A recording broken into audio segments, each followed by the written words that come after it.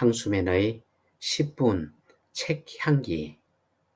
대한민국 마지막 기회가 온다.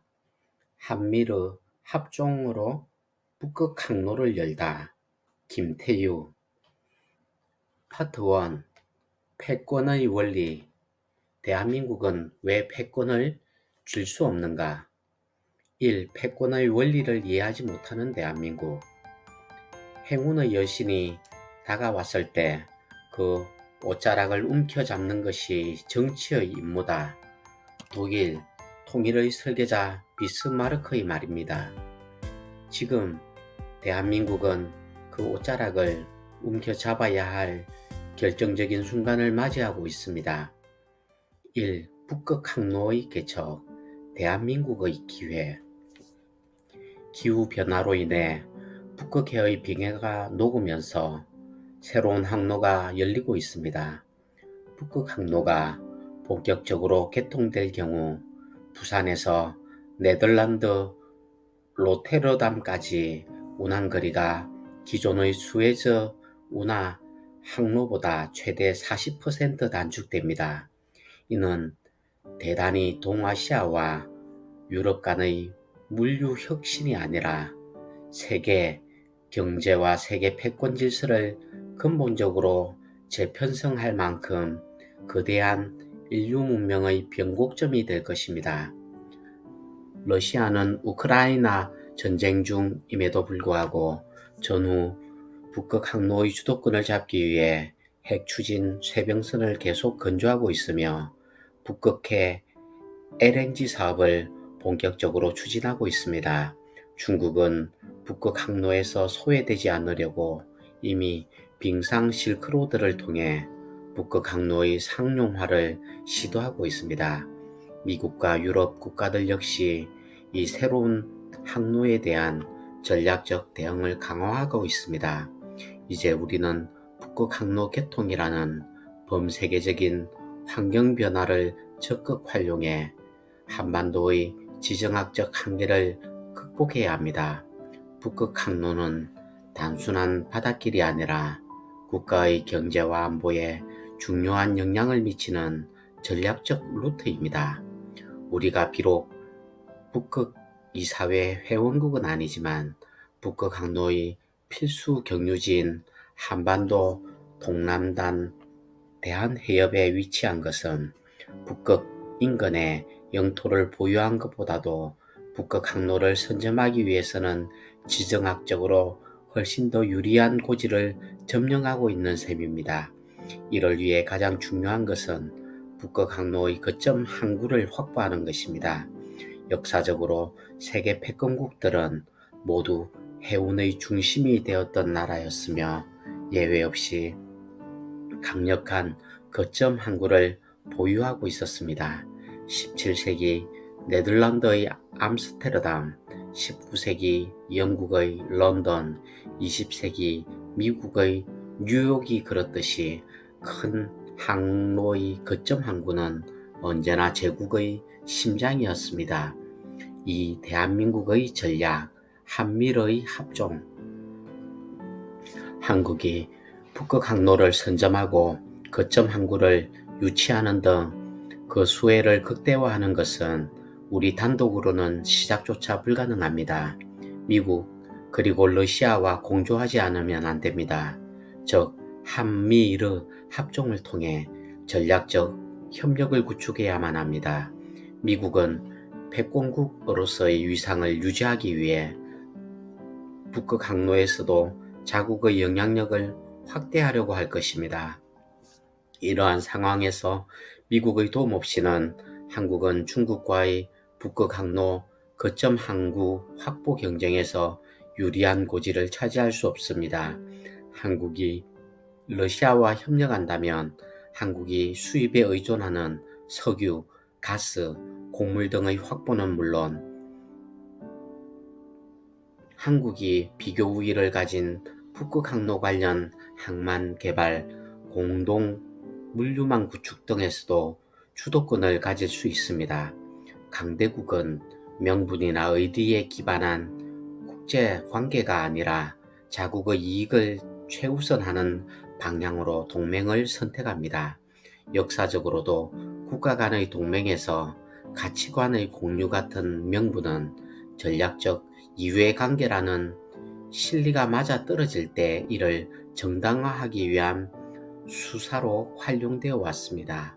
지금 세계 패권 질서는 새로운 전환점을 맞이하고 있으며 이 과정에서 한국이 어떤 선택을 하느냐에 따라 고려와 같은 성공을 누릴 수도 조선과 같은 실패를 겪을 수도 있습니다. 3. 더 이상 지체할 시간이 없다. 첫째, 북극 항로의 개척이 본격화되는 골든타임이 시시각각 다가오고 있습니다. 기후변화로 인해 북극 해빙 속도가 빨라지면서 북극 항로의 운항 가능 기간이 급격히 늘어나고 있습니다. 둘째, 러시아의 동진 전략이 본격화되고 있습니다. 우크라이나 전쟁 이후 EU와의 적대적 관계로 인해 러시아는 경제협력과 에너지 수출의 새로운 활로를 동아시아 쪽으로 찾고 있습니다. 셋째, 가속도의 법칙 F는 ma에서 질량이 작아도 가속도를 더욱 높이면 더 큰 힘을 낼 수 있는 것과 같이 한국은 경제력의 열쇠를 사업 추진 속도로 극복해낼 수 있습니다. 다른 국가 대비 체급이 작은 만큼 빠르게 움직일 수 있기 때문입니다.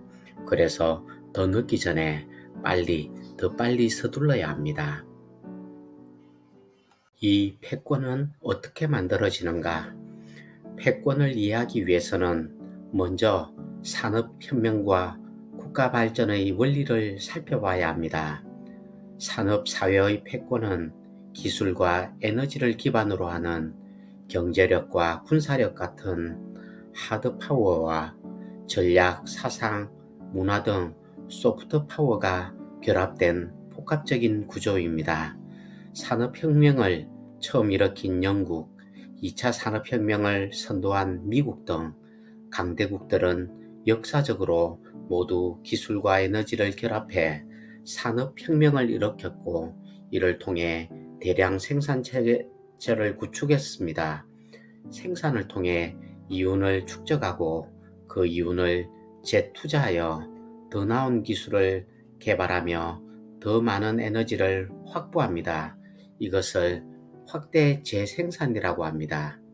또 이와 같은 확대 재생산 과정을 반복함으로써 경제가 지속적으로 성장하는 것을 내생적 성장이라고 합니다. 1. 내생적 성장 그 이후 산업사회의 강대국은 자유무역을 통해 확대 재생산을 함으로써 약소국을 약탈하는 것보다 훨씬 더 큰 국부를 창출할 수 있고 점령하고 지배하는 데 들어가는 노력과 비용도 절약할 수 있습니다. 그렇기 때문에 산업사회의 강대국은 비록 회유와 강압을 모두 동원하여 본국에 유리하게 국제관계를 이끌어 가기는 하지만 상대국의 동의를 얻는 과정을 거치려고 노력합니다. 이러한 측면에서 산업사회의 강대국을 패권국이라고 부릅니다. 이 패권의 완성, 사다리 걷어차기. 산업혁명 이후 패권을 차지한 국가들은 처음부터 자유시장을 기반으로 경제가 성장한 것처럼 보이지만 실제로는 초기 성장 단계에서 앞선 선발국 기업들을 추격하고 또 추월하기 위해서는 예외 없이 강력한 국가 개입과 보호 무역 정책을 활용해 산업을 육성했습니다.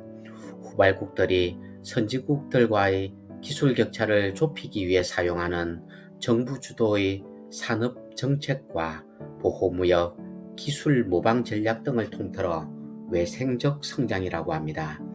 영국, 미국의 사례뿐 아니라 독일과 일본이 국가 주도로 산업을 키운 것도 한국과 대만이 20세기 이후에 경제 도약을 이루었던 것도 그리고 최근 중국의 약진도 모두 외생적 성장 전략의 대표적인 성공 사례입니다. 그렇다면 이러한 후발국들의 전략을 바로 보는 선진국들은 어떤 반응을 보였을까요? 당연히 위협을 느꼈을 것입니다. 후발국들이 성장한다는 것은 곧 기존 패권국들의 경제적 이익을 빼앗는 것이기 때문입니다. 이들은 후발국들의 추격을 따돌리기 위해 다양한 방식으로 후발국의 외생적 성장을 저지하기 시작했습니다. 이를 사다리 걷어차기라고 합니다. 3. WTO 체계의 민낯. 사다리 걷어차기의 대표적인 방식은 자유무역협정을 통한 시장 개방입니다. 1990년대 이후 선진국들은 세계화라는 이름 아래 자유무역을 전 세계로 확산시키며 후발국들이 더 이상 보호무역을 사용할 수 없도록 다자간 국제무역 규범을 제정했습니다. 혹시라도 후발국들이 따라올 만하면 새로운 장벽을 만들어 기술 격차를 벌려나가려는 것이 패권국들의 전략입니다. 4. 대한민국은 선택해야 한다. 첫째, 미국이 셰일 혁명으로 석유, 가스, 자금 및 수출국으로 변했습니다.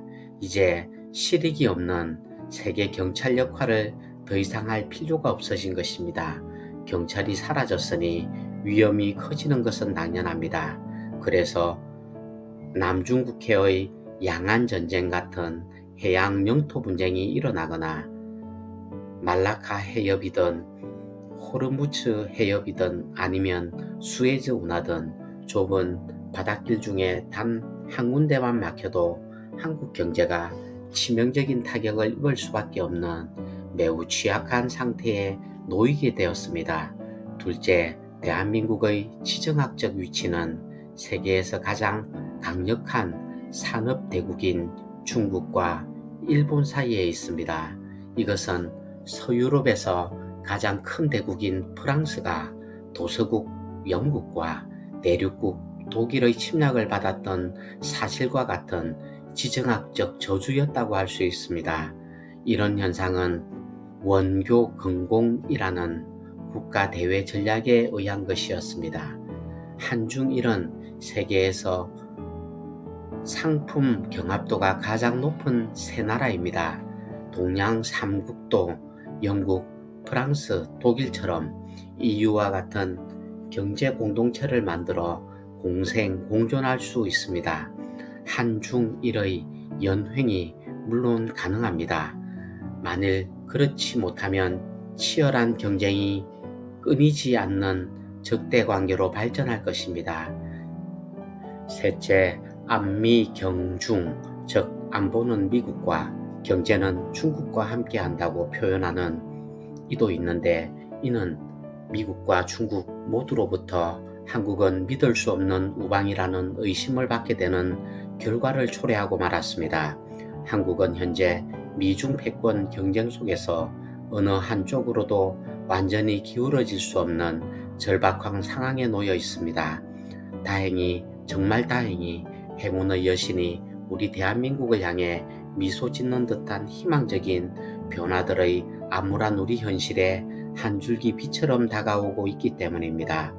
그 기회는 바로 북극 항로 개통과 러우 전쟁 종전 이후 러시아의 동진입니다. 최근 우크라이나 전쟁 종전 협상 과정에서 트럼프가 전통적인 우방인 EU를 제쳐놓고 당사자 우크라이나를 소외시킨 채 러시아와 밀착하는 모습을 보이는 것이 바로 제가 오래전부터 예언해온 대로 미국의 최우선 목표인 중국 견제를 위해 러시아를 회유하려는 시도입니다. 세계 질서는 지금 북극 항로 개통과 러우 전쟁 종전이라는 거대한 변곡점을 맞이하고 있습니다. 구독과 좋아요는 사랑입니다.